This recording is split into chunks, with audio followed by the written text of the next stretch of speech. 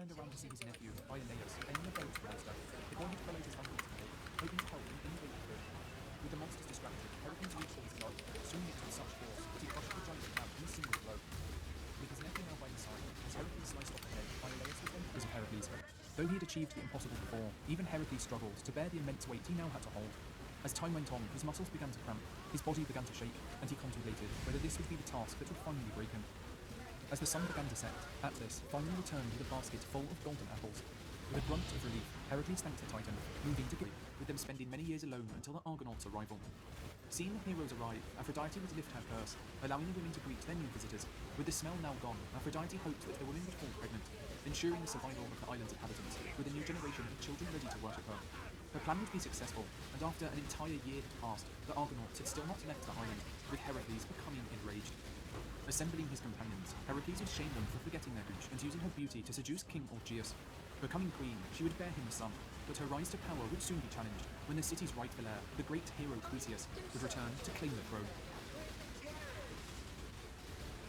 Many years before Medea's arrival to Athens, Okay, Google, let's the city alone, having tried and failed many times to father. Hey Google, I am become sleepy. Believing he was incapable of having children, Augeas would travel to Delphi and ask the oracle for help, who would instruct him to travel to Drink a warm milk, wear off PJs.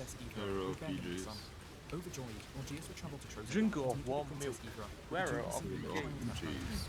However, My fucking laptop is like 80 degrees right now, bro, for real. but high on Mount Olympus, another marriage was taking place. Wait, Gotta put why? on a Parents of bit. Achilles, Thetis, the Oh. goddess of water, and I didn't notice the Peleus, exhaust is at the Argonaut bottom. and king of Pythia, had been invited to Olympus to celebrate Because the their remote marriage. control was like Hosting lagging a like great crazy. I was feast, like, what they the would invite all the gods and heroes from across the land, because they would make That one Tesla exception. laptop, holy Amongst fuck, this all thing- the gods, how there has was this one thing that was uploaded? universally disliked, Eris, the goddess of discord and strife. That one image of the guy's GPU temperature which is higher than the sun. Oh, yeah. Anyway, bringing with her a gift that would sow the seeds of conflict amongst the gods. The gift was to be a golden apple, inscribed with one simple phrase, "To the most beautiful." She would then throw the apple amongst the goddesses of Olympus, knowing that their vanity would lead to conflict.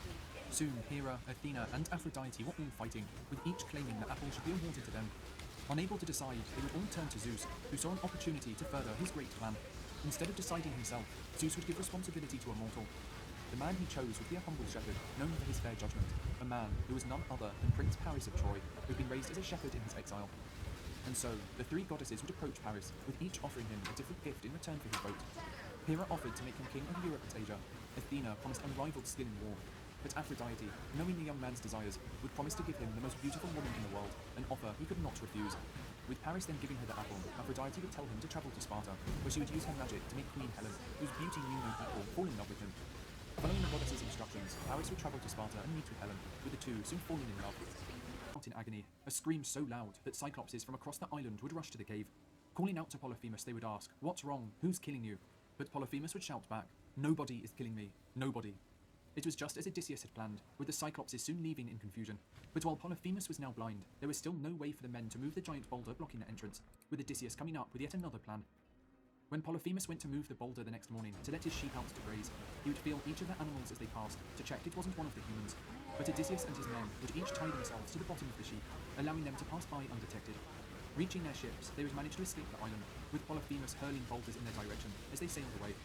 But Odysseus would make a costly mistake. Overcome by his achievement, he would reveal to the giants that his name was not Nobody, but instead Odysseus, the famous hero of the Trojan War. But unknown to Odysseus, this would allow Polyphemus to give the name of his attacker to his father Poseidon, the god of the sea, who in revenge for his son's blinding, would curse Odysseus to lose all his crew in his coming troubles, and wander the seas for 10 long years before he could set foot on his homeland.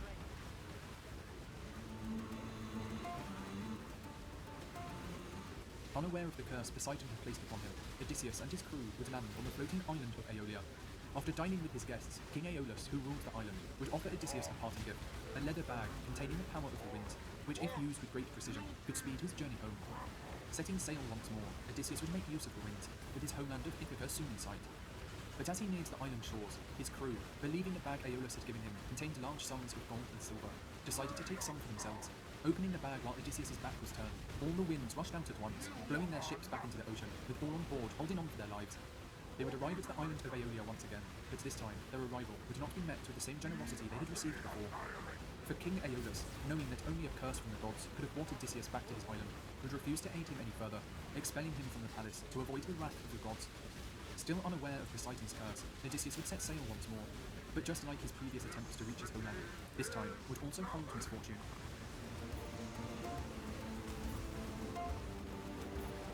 Arriving at the harbour of Lastrygonia, Odysseus would send 3 scouts to find food and the people of the town.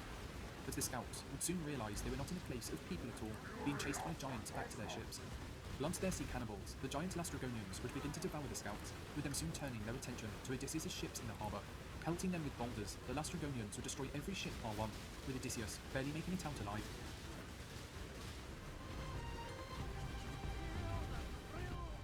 Tired and defeated, Odysseus' only remaining ship would soon arrive at the island of Libya, not knowing it was home to the beautiful witch Circe, daughter of the sun god Helios and sister of the infamous witch Medea. Splitting his men into 2 groups, Odysseus would stay by his ship and set up camp, while the others searched the island for food. They would soon arrive at the house of Circe, where docile wolves and lions quivered at her feet. Inviting the men to dine with her, she would serve them a large cup of barley, cheese and wine, but unknown to the men, there was one every night crying on the shore, wishing to see his wife and son once again. But high on Mount Olympus, the goddess Athena, having supported Odysseus since the Trojan War, would look down upon him with sadness in her eyes, until one day she could not stand by any longer. Begging Zeus to finally allow Odysseus to return home, Athena would make her case, with Zeus ordering Calypso to set him free. Reluctantly, Calypso would agree, helping Odysseus to build a raft to sail home. But as he was nearing his homeland, Poseidon would hear of Odysseus' escape, conjuring a storm to destroy his raft. Barely surviving, Odysseus would manage to swim to the island of Syria, where he would stumble onto the shore completely naked before falling asleep.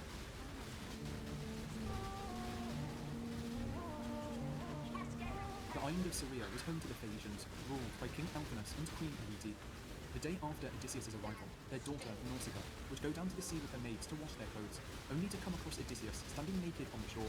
Shocked by the sight of a naked man, her maids would run away screaming in terror, but Nausicaa, given courage and being prompted by Athena, would stand her ground. Giving Odysseus some clothes, Nausicaa would take him back to her palace, where she would introduce him to her parents.